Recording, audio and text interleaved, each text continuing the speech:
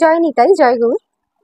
কলিযুগ পাবনাবতার শ্রীকৃষ্ণ চৈতন্য মহাপ্রভুর পার্ষদ শ্রী শ্রী অদ্বৈত আচার্য প্রভুর বংশের কুলতিলক শ্রী শ্রী আচার্য বিজয়কৃষ্ণ গোস্বামী দক্ষিণেশ্বরের শ্রী শ্রী রামকৃষ্ণ পরমহংসদেবের কাছে জিজ্ঞাসা করেছিলেন যে কেমন ভক্তি করলে ঈশ্বর মেলে।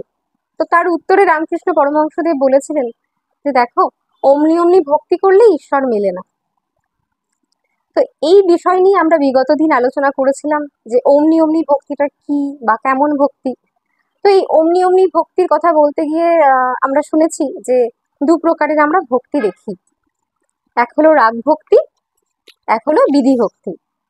বিধি ভক্তি আর রাগ ভক্তি, এই যে বিধি ভক্তি অর্থাৎ কাঁচা ভক্তি বললেন আমাদের ঠাকুর, বললেন বিধি ভক্তি অর্থাৎ কাঁচা ভক্তি, আর রাগ ভক্তি অর্থাৎ পাকা ভক্তি।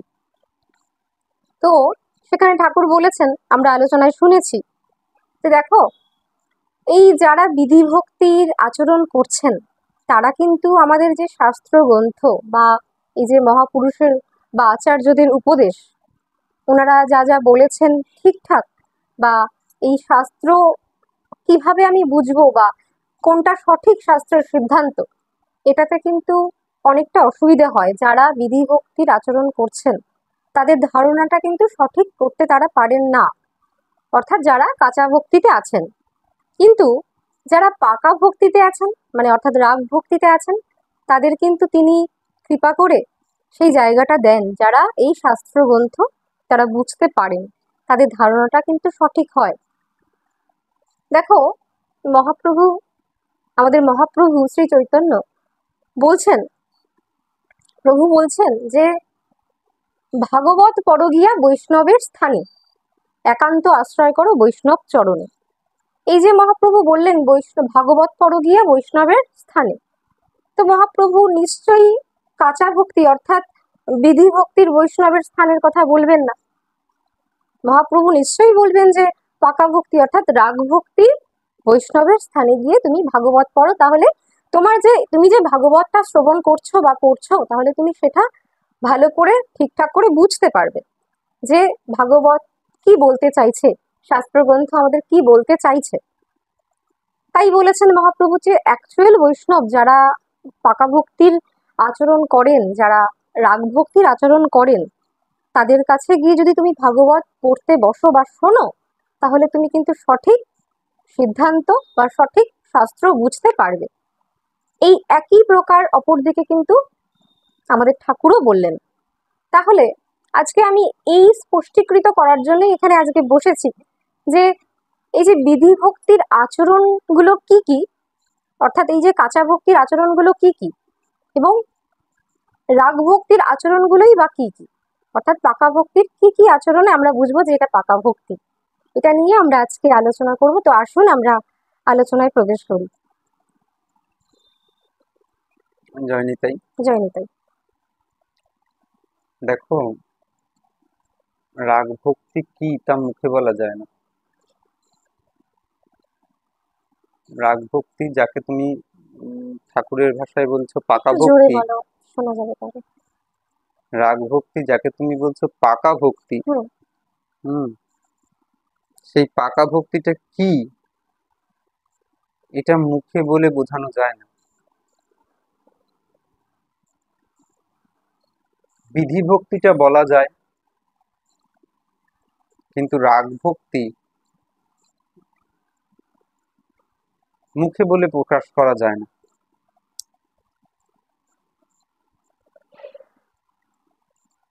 ভীষণ গভীরের জিনিস। শ্রীমান মহাপ্রভুর কথা তুলে তুমি যখন বলছো ভাগবত পড়ে গিয়া বৈষ্ণবের স্থানে, তার মানে তিনি পাঠাচ্ছেন আমাকে বৈষ্ণবের কাছে যাতে আমি ভাগবত বুঝতে পারি। খুব সত্যি কথা, যদি আমি সেই গ্রন্থ যদি কোনো কাঁচা ভক্তির বৈষ্ণবের কাছে গিয়ে আস্বাদন করি, তাহলে হয়তো ভাগবতের ঠিক ঠিক বিষয়টাকে উপলব্ধি করতে পারবো না।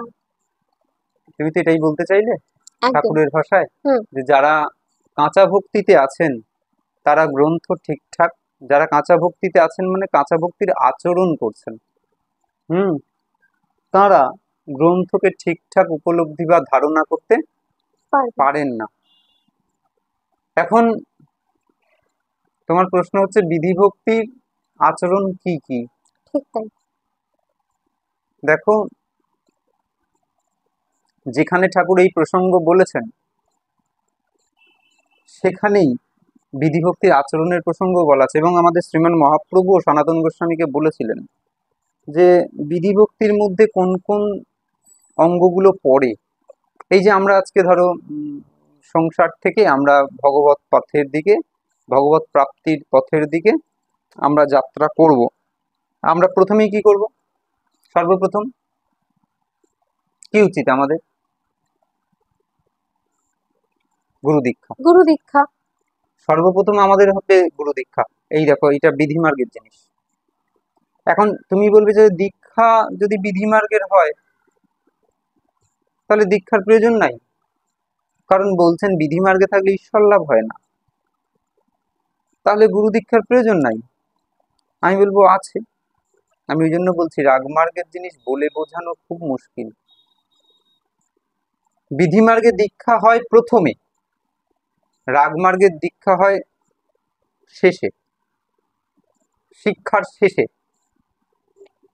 হুম, শিক্ষার শেষে। শেষে। আমি যদি প্রথমেই দীক্ষা নিলাম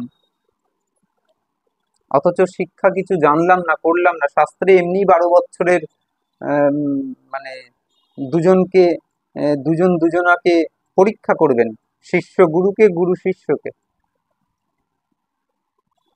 সুতরাং প্রথমেই গুরু দীক্ষা, এটা বিধিমার্গের পরে। বহু গ্রন্থ আলোচনা, বহু গ্রন্থ, তুমি দেখবে গ্রন্থের মধ্যেও আমাদের সাত্ত্বিক গ্রন্থ আছে, রাজসিক গ্রন্থ আছে, তামসিক গ্রন্থ আছে, এছাড়াও অনেক গ্রন্থ তো সংসারে পড়েই রয়েছে। বহু গ্রন্থ, বহু কিছু জানার, মূল বিষয়কে না জেনে ঠাকুর বলছেন যে আম খেতে এসেছিস, আম খা। আম গাছে কটা পাতা, কটা ডাল, কটা শাখা পোশাকা, এগুলো নাই বা জানবি?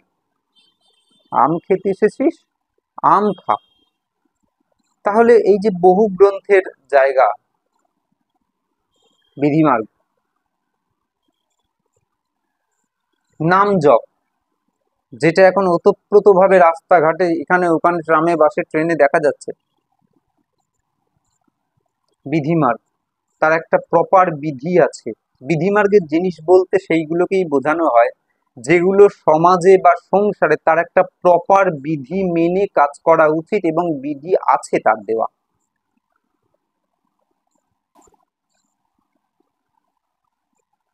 যেমন সমাজে, আমি একটা উদাহরণ দিলে বোঝা যাবে। তুমি যে কোনো পূজা, তুমি দেখো তার পাঁজিতে একটা ডেট আছে, সেই তার একটা বিধি নিয়ম মেনটেন করে, তার একটা ফর্দ দিয়ে, তার একটা পূজার মানে একদম যে সেটা পঞ্চপ্রচারে বা দশপ্রচারে বা ষোড়শোপচারে যেমনই হোক, তার একটা বিধি কিন্তু পাঁজিতে তার বর্ণনা করা আছে, এবং আমরা সেই মতোই কাজ করি। যদি না পারি তাহলে পুরোহিত মশাইকে, পারি না স্বাভাবিক, নিজেরা যদি পুরোহিত না হই তাহলে পুরোহিত মশাইকে বলা হয়। এগুলো হচ্ছে বিধির জিনিস। কিন্তু তুমি একটা দিন সমাজে দেখাও যেই দিনটায় রাধা গোবিন্দের পূজার দিন, রাধা মাধবের পূজার দিন, একটা দিন দেখাও। যেমন আমাদের দুর্গা পূজা আছে, কালী পূজা আছে, সবই তো একটা শাস্ত্রীয় উৎসব এগুলো। এখন রাধা মাধবের পূজার দিন তুমি দেখবে একটা দোল যাত্রা আছে, এটা রাধা মাধবের পূজার কোনো দিন না, এটা প্রেমের দিন। এটা দোল খেলা, একটা হোলি খেলা, একটা এটা একটা প্রেমের পরব। সম্পর্কে, হ্যাঁ একদম। আবার তুমি দেখবে একটা ঝুলন যাত্রা, সেটাও একটা প্রেমের পরব। পূজার দিন কোনটা যে তিনি আলাদা করে পূজিত হচ্ছেন? অর্থাৎ যদি তুমি জন্মাষ্টমীকে স্বীকার করো তাহলে তুমি দেখবে যে সেখানে জন্মাষ্টমী আসে বটে, কিন্তু আমরা কেউ সেদিনকে ওই পূজার পদ্ধতি অনুসারে করি না। আমরা কোথা থেকে একটু মানে ওই দধি দুগ্ধ ঘৃত ঘোল ক্ষীর ছানা নবনী এইসব একটু জোগাড় টোগাড় করে পসরা সাজিয়ে বেশ তাকে দিয়ে বা তাকে খাইয়ে দিই, মানে ঠাকুর মশাই টাকার দরকার নাই, আমার গোপালকে আমি সেবা করবো। এই যে একটা জায়গা চলে আসছে সমাজে, এই হচ্ছে রাগের ঠাকুর। এখানে কোনো বিধি নাই, তুমি যেমন পারো তুমি করবে, আর একজন যেমন পারে সে করবে, আর একজন যেমন পারে সে করবে। এই যে নিজের একটা ব্যক্তি স্বাধীনতা, হুম, এই হচ্ছে রাগের ঠাকুর। অর্থাৎ বিধিমার্গে কোন আচরণগুলো পড়ছে, যেগুলো শাস্ত্রে বিধি দেওয়া আছে সেই আচরণগুলো। তুমি যদি সেই আচরণগুলো বিধিতে করো, আর যদি সেটা মানে বিধিমার্গে কোনো আচরণ করো আর যদি বিধি না মানো, তার মানে তুমি অপরাধ করবে। যেমন তুমি এর আগে বলেছিলে মালার কথা, যে আমরা মানে শুনেছি অনেকের কাছে যে আমাদের বলেছেন যে তুমি যখন তখন মালাটা করতে পারো, মালাতে কোনো বিধি নাই, কিন্তু শাস্ত্র বলছে যে মালা জপ যেখানে সেখানে করা যাবে না। এটা নিয়ে আমরা আলোচনা শুনেছি। হ্যাঁ, আমি সেই কারণেই বলছি হুম যে এগুলো সব বিধিমার্গ। বিধিমার্গে স্পষ্টীকৃত করার অর্থ হচ্ছে যা আমরা করছি হুম সংসারে হুম সবই একটা বিধিমার্গ। আমরা যে কোনো দেবদেবীর পুজো করছি, দেখো দুর্গা পূজা, কালী পূজা, জগদ্ধাত্রী, সব বিধিমার্গের দেবী এবং তার একটা প্রপার ওয়ে আছে। কিন্তু রাধা মাধবের কোনো নাই, সেরকম কিছু দেওয়া নাই যে এইভাবে করতে হবে, তুমি তোমার মতন করে করতে পারো। কিন্তু বিধিমার্গে যে এই জিনিসগুলো লাগবে, একটা মনসা পূজা হচ্ছে তাতে এই জিনিসগুলো লাগবে, এবং তাতে যদি কিছু ভুল হয়ে যায় তাতে আবার অসুবিধা হবে, ঠাকুরমশাই বলবেন এগুলো কিন্তু দরকারি, এগুলো নিয়ে আসবেন। তাই বিধিমার্গ হচ্ছে শাস্ত্রে যেমন বলা আছে তেমন করতে হবে। আমাদের কনস্টিটিউশন, ইন্ডিয়ান কনস্টিটিউশন, ভারতীয় সংবিধান, এই যে হচ্ছে বিধি। কিসের বিধি? আমরা সমাজে কেমন ভাবে চলবো, আমরা সমাজে কেমন ভাবে আচরণ করব, বিধিমার্গ। তুমি যদি সেই বিধিটা মেনটেন না করে নিজের মন মানিয়ে আচরণ করো, তাহলে তুমি পাপ করবে, তোমাকে জেলে তুলে নিয়ে যাওয়া হবে, শাস্তি দেওয়া হবে শাস্তি তার। দেওয়া হবে।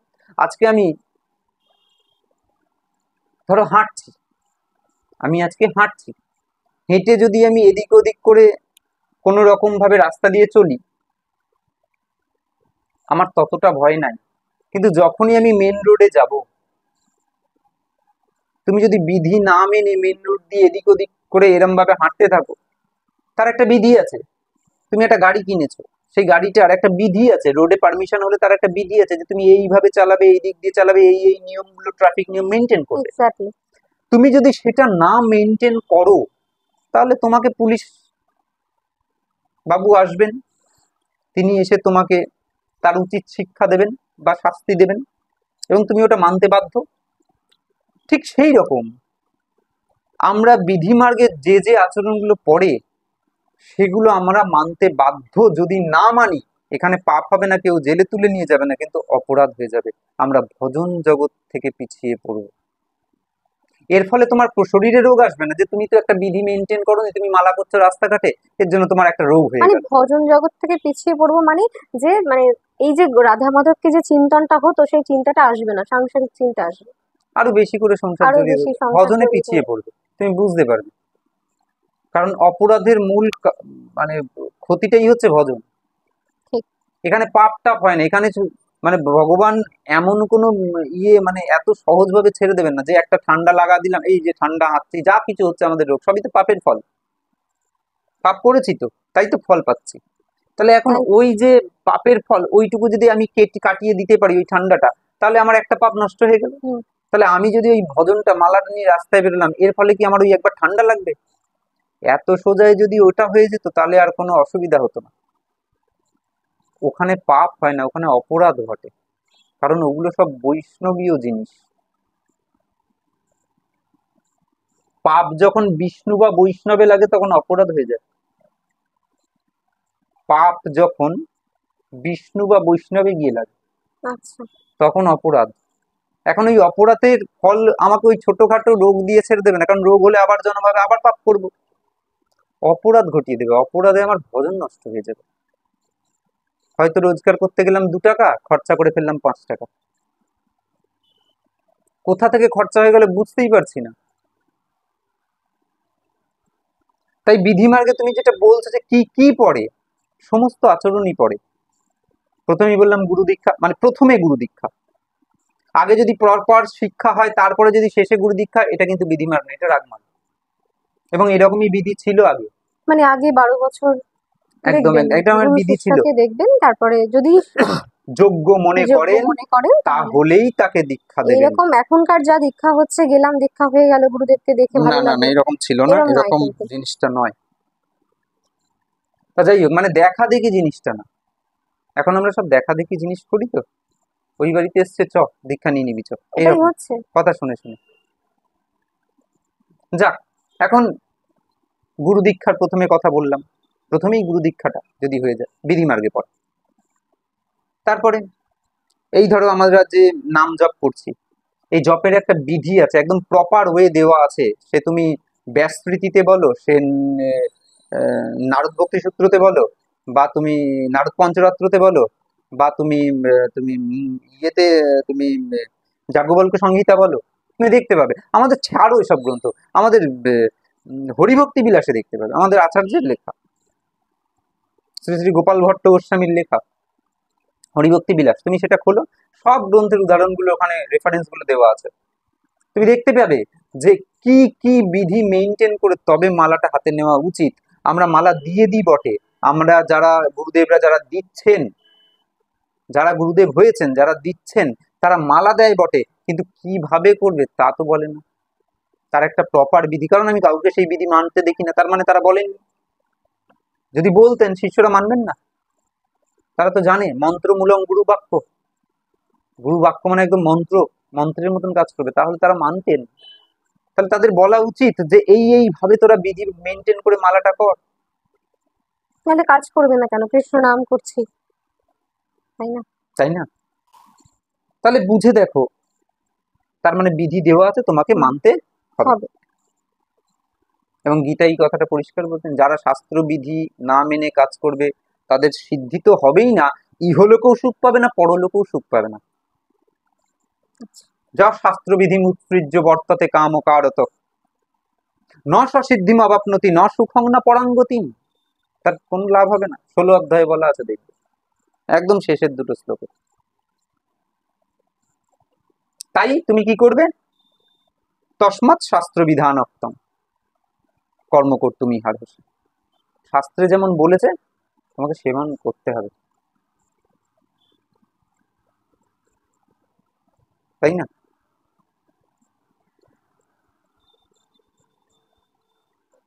তস্মাৎ শাস্ত্র প্রমাণান্তে কার্যাকার্য ব্যবস্থিত। ভুল বললাম, তস্মাৎ শাস্ত্র প্রমাণাং, তোমার কাছে শাস্ত্রটাই প্রমাণ। কার্যাকার্য তুমি যে করবে, অকার্য কার্য যাই করো না কেন, তোমার কাছে শাস্ত্রটাই প্রমাণ।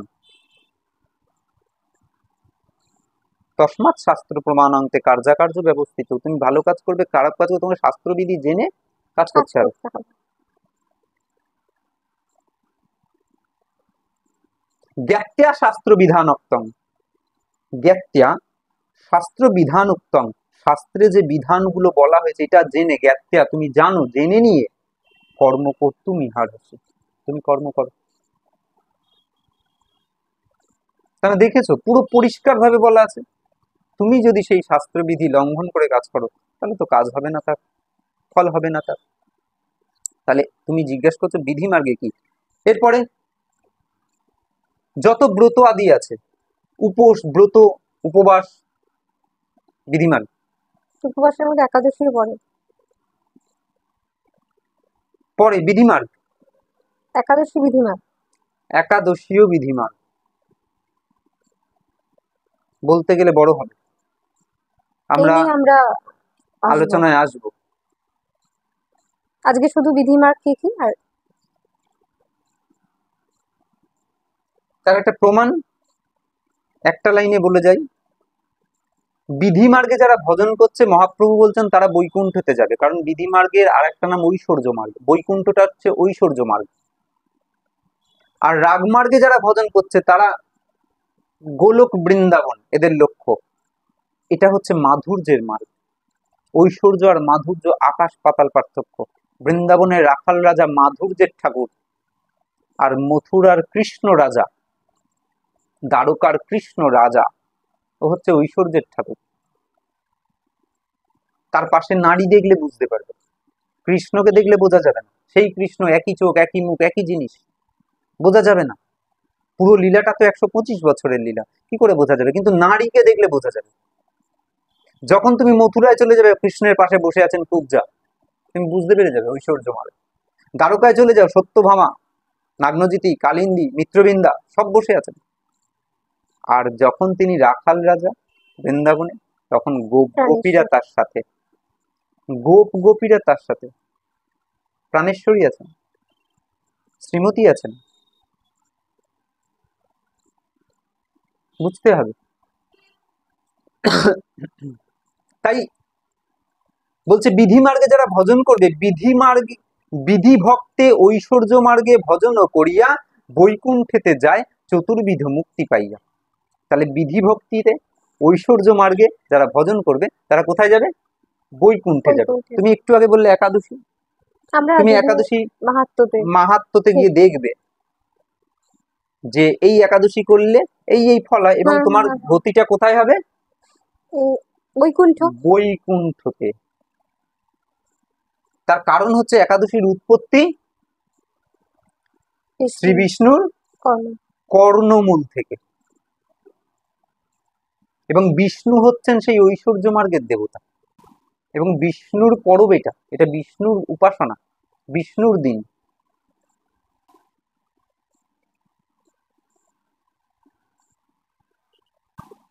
তবে একাদশী যারা রাগমার্গে আছে তারা করেন না? হ্যাঁ,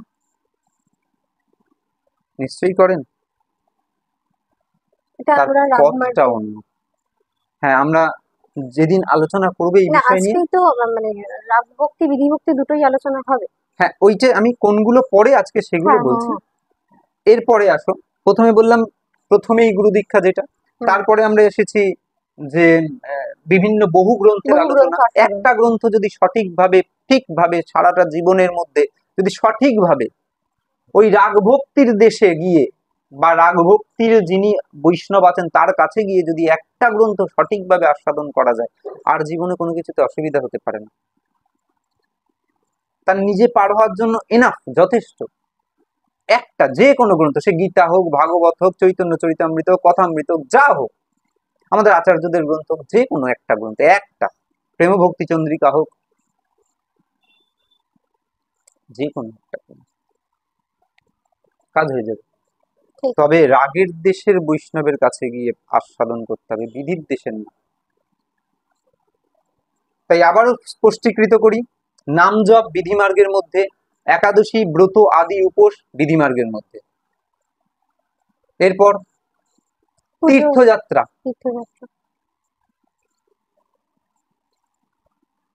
তীর্থযাত্রা বিধিমার্গের মধ্যে। তার ধামে যাচ্ছি, সেটাও বিধিমার্গ।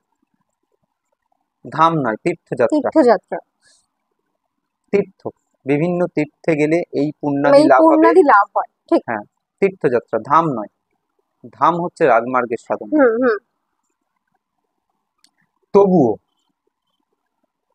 তবুও সেই ধাম যখন কৃপা করে দেবেন, তখন এক জায়গায় বসেই ধাম দর্শন হবে। তথাপি এতবার যাওয়া যাই দরকার লাগে না, যে আমি ওই বছরে প্রতি বছর তো একবার করে, বা বছরে 2বার 3বার করে, দরকার লাগে না। শান্ত হয়ে যায় তখন, বুঝতে পেরে যায় কাকে দেখতে যাবে ধামে। যাকে দেখতে যাবে তিনি তো তার কাছে এসে বসে আছেন, তিনি তো তার কাছে এসে বসে আছেন। যারা ধামবাসী, যারা ধামে থাকার অধিকার পেয়েছেন, তাদের তো কপাল, সৌভাগ্য। কিন্তু যারা পারেন না যেতে, তাদের দুঃখ পাওয়ার কিছু নেই। যতটা পারছেন যাবেন, তার কৃপাকে সম্বল করে।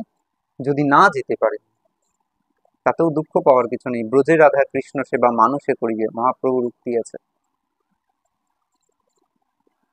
মানুষে ব্রজবাস হয়, ব্রজবাস সবার দ্বারা সম্ভব নয়, কিন্তু মানুষে ব্রজবাস করা যায়। তুমি যদি সেই ব্রজে রাগমার্গে, ব্রজের ভক্তিটার নাম কি বললাম? রাগমার্গ। বিধিমার্গটা কোথায় চলে? সংসারে। বিধিমার্গটা কোথায় চলে? সংসারে। আর কৃষ্ণের দেশে ব্রজে কি মার্গ চলে? রাগমার্গ। যার যেটা তার জন্য সেটা। সংসারে ওই জন্য নানা দেবদেবী, ওই জন্য ওদের বিধিমার। আর ব্রজের ঠাকুর হচ্ছেন রাধা মাধব, মাধুর্যের ঠাকুর। তাই সেখানকার রাগমাল। তাই ওই রাগ ব্রজের দেশে, তা তুমি যদি বাড়িতে বসে ওই ব্রজকে অনুসরণ করতে পারো, গোপী আনুগত্য নিতে পারো, তাহলে তোমার ব্রজবাস সাক্ষাৎ মানে সফল। তাহলে একাদশী, ব্রত আদি, বিধিমার, তীর্থযাত্রা, বিভিন্ন তীর্থ আদিতে ভ্রমণ করা, বিধিমার্গ। পুজো তো হয়েছে, পুজো আচরা তো সমস্ত কিছু আছে, যারা পঞ্চপ্রচারে দশপ্রচারে পুজো করছেন বিধিমার্গ। সব বিধিমার্গ।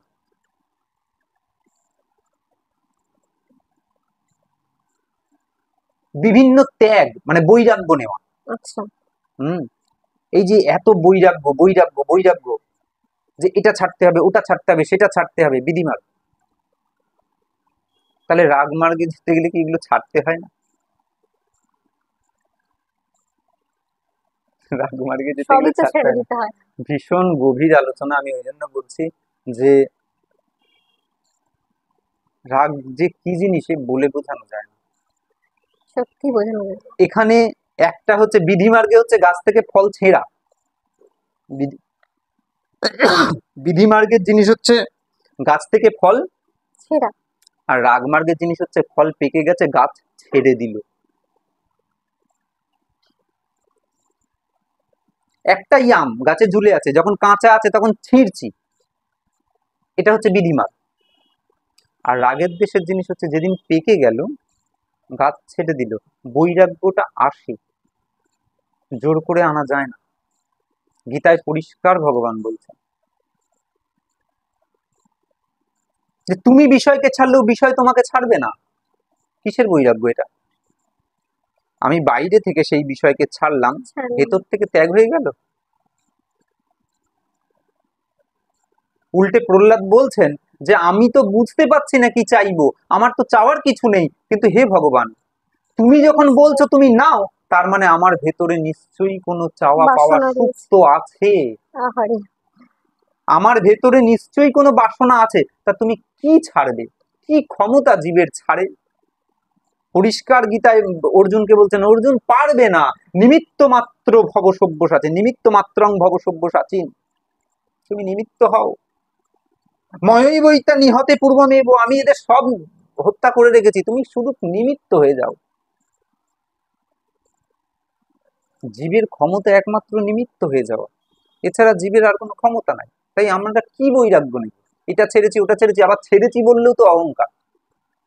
আমি বিড়ি খেতাম, আমি বিড়ি ছেড়েছি, তাহলে বিড়ির অহংকার ছাড়ার অহংকার হয়ে গেল। কিছু ছাড়বে না। ঠাকুর বলছেন যে আম খাওয়া যতটা না খারাপ, আম খাই না এটা আরো বড় খারাপ। আমি আম খাই না, আমি আম খাই না, আরে আমের চিন্তাই তো হচ্ছে, তুই খাস আর না খাস, তোকে তো আমটা ছাড়তে হবে, তাই না? তাহলে এই যে বৈরাগ্য, আমি এটা ছেড়েছি আমি ওটা ছেড়েছি, যদি সেটাও এরকম বিধিমার্গ। হয়, হ্যাঁ, তাহলে এটা বিধি মার্গে পড়ছে। আচ্ছা, যদি এরকমটা হয়, বিধি মার্গে পড়ছে।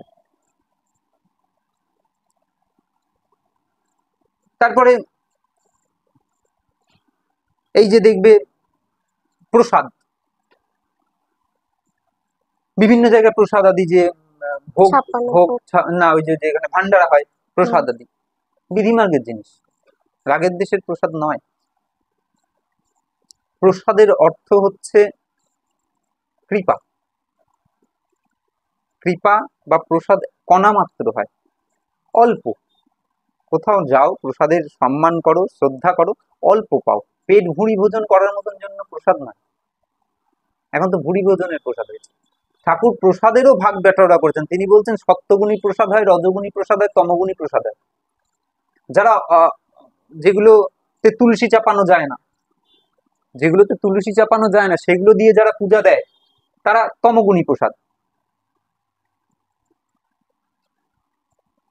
তারা তমগুণী প্রসাদ পায়। আবার যারা 56 ভোগ ব্যঞ্জন রান্না করে, তারা রজগুণী প্রসাদ পায়। এত মশলা আদি, এত কিছু, এত তেল মশলাতে ভরপুর, তুমি কি করেছো? তুমি ওই নিরামিষ খেয়ে, তুমি আমিষ ছেড়ে দিয়েছো মানলাম, তুমি নিরামিষে এসে সেই রকম তেল মশলা দিয়ে তার মানে এটা রজগুণ ঢুকে গেল না তার মধ্যে। ছাড়লাম কি? এই জন্য গীতা কোনোদিন পরিষ্কার ভাবে বলছেন না যে তুমি এটা ছাড়ো ওটা ছাড়ো। গীতা সত্যগুণ রজগুণ তমগুণী খাবারের কথা বলছেন। সেখানেই সব বাদ হয়ে গেল। হুম। আয়ু সত্য বলা আরোগ্য সূক্ষ্ম পৃথিবীর বিবর্ধনা, গীতায় পরিষ্কার বলা আছে 17 অধ্যায়। ভিডিও বড় হয়ে যাবে, খাবার দিয়ে বলছি তাহলে খুব সোজা হবে। সত্যগুণ রজগুণ তমগুণ। সত্যগুণের খাবার কি? ঠাকুর বলছেন সত্যগুণে কারা ভোগ দেয়, কিরকম ভোগ দেয়? বলে জুটলো কিরকম, যার যেটুকু জুটলো, আজকে হয়তো 3 রকম জুটলো, কালকে হয়তো 1 রকম জুটলো, সেটাই দিয়ে দিলাম। যদি না জোটে চোখের জল,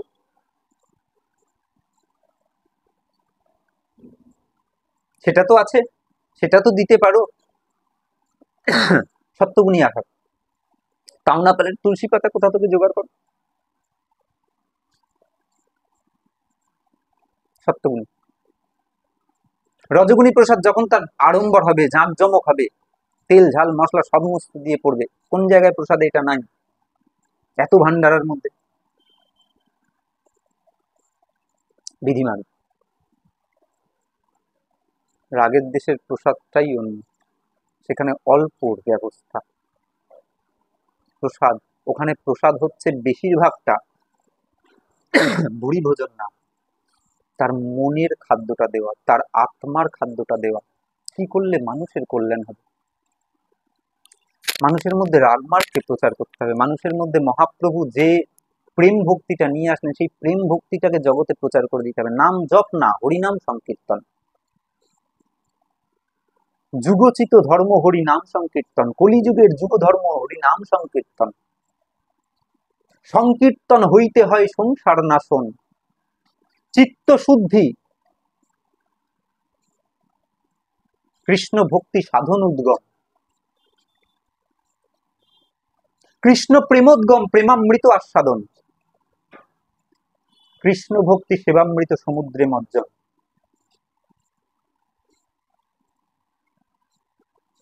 নাম সংকীর্তন হইতে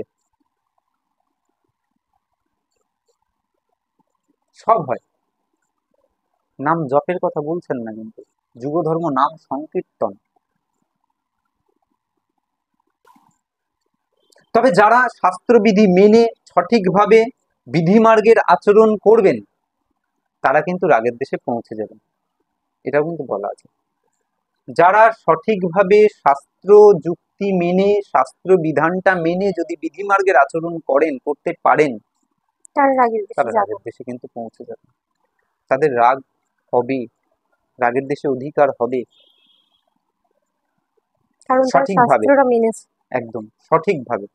কিন্তু কলিহত জীব, অন্নগত প্রাণ, পতিত জীব, এদের শাস্ত্র মানা এত সহজ জিনিস নয়, এটা মহাপ্রভু বুঝতে পেরেছিলেন।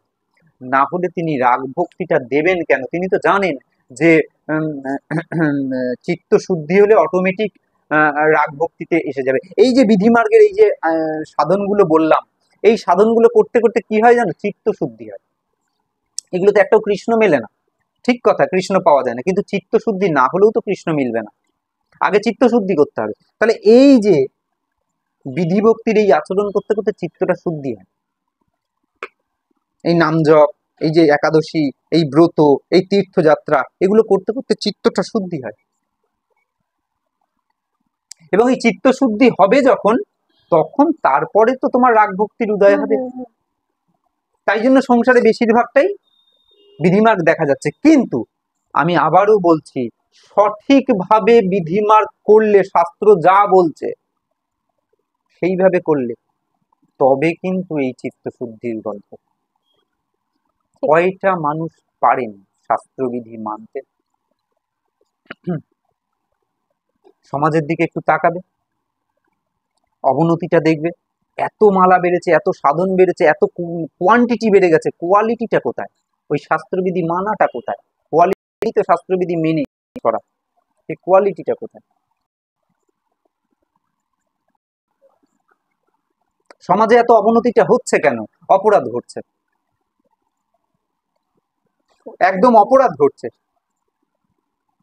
এই অপরাধের কারণেই আমাদের সমাজে অবনতি এসে গিয়েছে। এবং এটা শ্রীমান মহাপ্রভু বুঝতে পেরেছিলেন যে কলিহত জীব পারবে না, যার জন্য কলিহত জীবকে তিনি রাগপথে আসার জন্য ইঙ্গিত দিলেন এবং পরিষ্কার বললেন, ব্রজের নির্মল রাগ শুনি ভক্তগণ। এই যে পাঠকরা বা কীর্তনিয়ারা, এরা সব করবেন কি? এরাই তো প্রচারের মাধ্যম।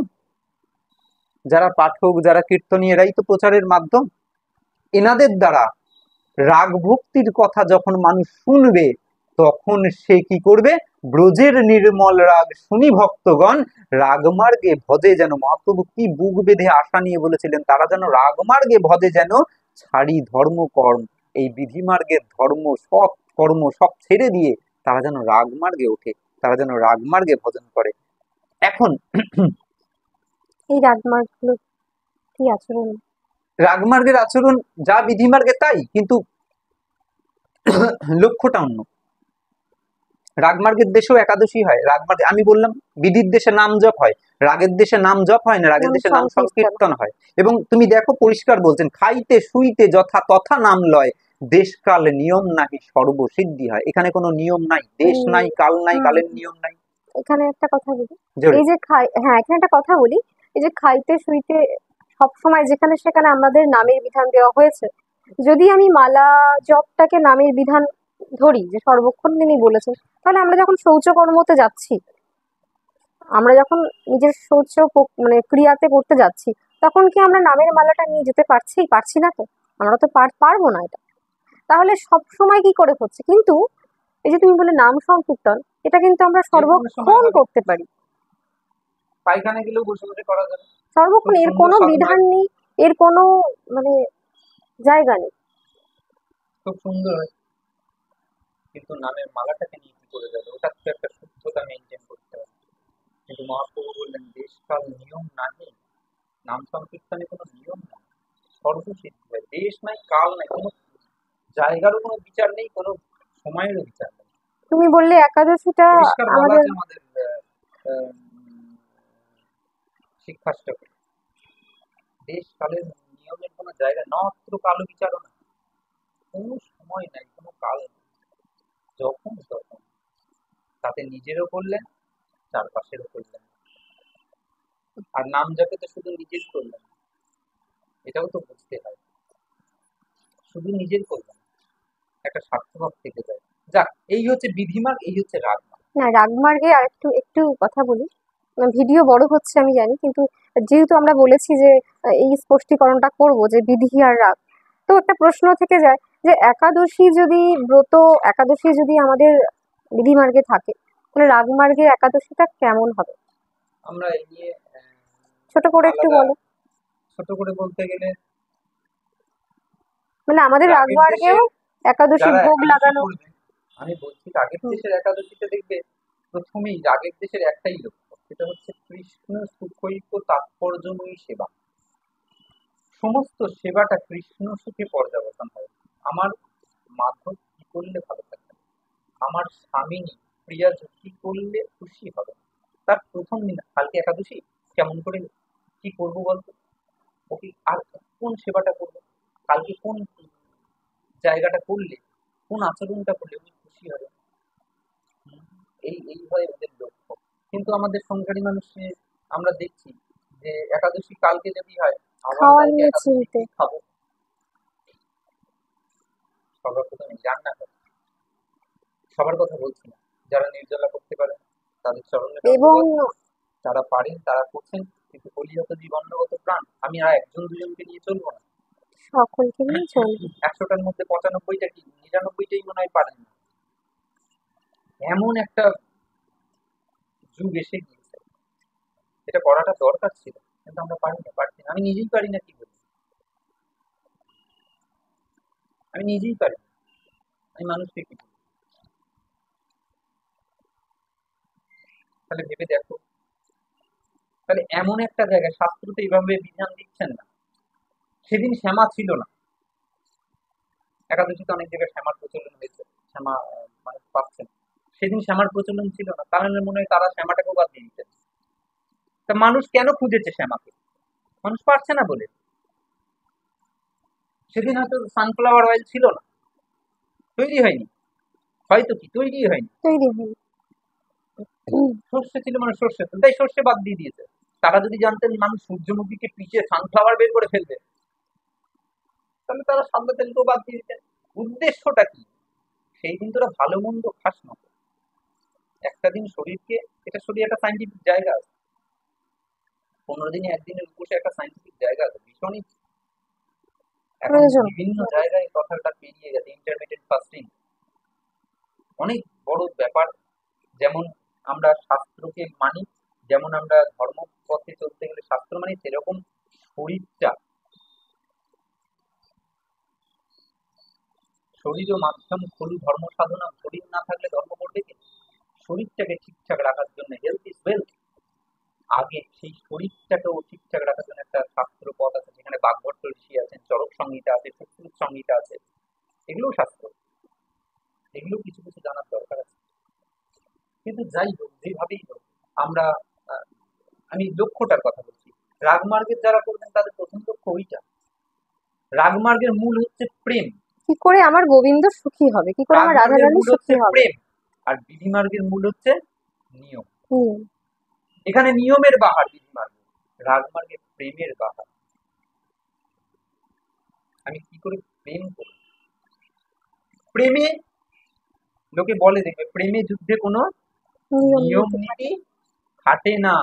যুদ্ধে তোমার অপোনেন্টের পক্ষে যদি তোমার বাবা দাঁড়িয়ে থাকে, মারতে হবেই। অর্জুনের সামনে দাঁড়িয়ে আছে, অর্জুন মারছে, 40 মিনিট।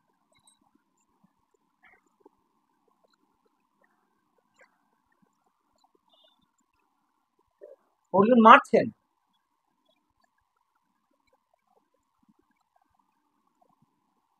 ঠিক। তাই প্রেমে যুদ্ধে কোনো নিয়ম নীতি খাটে না। একটা ছেলে প্রেম করলো, একটা মেয়েকে প্রেম করলো, যেই প্রেম করলো ওই একদিন দুদিনের ভালোবাসার জন্য ও 25 বছরের বাবা মার কথাকে অস্বীকার করে চলে যায়, তাকে মিথ্যে কথা বলে চলে যায়। নিয়ম নীতি খাটে? প্রেমে যুদ্ধে কোনো নিয়ম নীতি হয় না। এখানে প্রেমাস্পদের সুখীটা দেখে, আমার প্রেমিক যে, তাকে কি করে সুখী রাখছে, এটা প্রেমের নিয়ম। তাই রাগের দেশের নিয়মটাই হচ্ছে এটা, আর বিধিমার্গ হচ্ছে নিয়মের বাহার। সাধকদের দেখো, কর্মাবাইকে দেখো, সবরীকে দেখো, কোন নিয়ম নীতিতে এটা ভালোবাসছে গোবিন্দকে, রামকে, কাকে ভালোবাসছে? এটা জগন্নাথকে। সকালবেলা উঠেই কর্মাবাইয়ের টান পড়ে গেছে, ছেলের খিদে পেয়ে গেছে, জগন্নাথের খিদে পেয়ে গেছে, খিচুড়ি ভোগ রান্না করতে চাইছেন, ওই বাসি কাপড়ে ওই রকম ভাবেই ছুটছেন। টান, লোভ, লালসা, আকুলতা, ব্যাকুলতা, এই তো রাগ মার্গের জায়গা, এটা বলে বোঝানো যায়। তথাপি আমরা পরে যখন এটার বিস্তারিত আলোচনা হবে আমরা করব। শুধু আজকে বললাম যে বিধিমার্গে যেগুলো পড়ে, আমি আবারও বলছি, একাদশী, ব্রত, তীর্থযাত্রা, উপবাস, এই নাম জপ, এই যে প্রথমেই গুরু দীক্ষা, যেটা কোনো বিচার করলাম না, গুরু দীক্ষা, কোনো শিক্ষা নিলাম না, গুরু দীক্ষা, এই বিধিমার্গ, এগুলো সব বিধিমার্গের মধ্যে পড়ছে। এই বিভিন্ন পূজা আচ্ছা, এই যে ভোগ, যে এত প্রসাদ, এত ভান্ডার প্রসাদ, সব বিধিমার্গের জিনিস। রাগের দেশে কিন্তু এগুলো হয় না। রাগের দেশে কিন্তু এগুলো হয় না। রাগের দেশে এগুলোর শুদ্ধিকরণ হয়, এগুলোর লক্ষ্যটা ভুলে যায়। তার দুই একটা উদাহরণ দেওয়ার চেষ্টা করলাম, পরবর্তীকালে যখন আরো বিস্তারিত আলোচনা হবে আমরা সবই হয়, শুধু এর যে লক্ষ্যটা এটা ঘুরে যায়। যেটা আমরা নিয়ম নিয়ে করি সেটা আমরা এখানেই করি, সেটা প্রীতি নিয়ে, ভালোবাসা নিয়ে, প্রেম নিয়ে। আমাদের উদ্দেশ্যটা একটাই যেন হয়, যে আমরা যেন শ্রী গোবিন্দ শ্রী রাধারানীকে আমরা নিজের করে পেতে পারি, এবং নিজের যে যতটুকু নিজের আমাদের সংসারের প্রতি টান আছে প্রত্যেকটা তার চরণে চলে যায়। এভাবেই আমরা তার কাছে যাব সবাই মিলে, এবং সবার একটাই উদ্দেশ্য যেন হয় তাকে পাওয়া, তার প্রতি প্রেম, তার প্রতি ভালোবাসা। তো আজকে নিশ্চয়ই বিধিভক্তি রাগভক্তি নিয়ে আমরা স্পষ্টীকরণ করাতে পেরেছি। আর নেক্সট ভিডিওতে আরো অন্যান্য এই এই রাগভক্তি বিধিভক্তি নিয়ে কিছু প্রশ্ন আছে, আমরা আসবো। আপনারা সঙ্গে থাকুন, আপনারা ভালো থাকুন, আমাদেরকে আশীর্বাদ করুন যেন তার পথে থাকতে পারি এবং নতুন নতুন ভিডিও নিয়ে আসতে পারি। জয় নিতাই, জয় গুরু। জয় জয়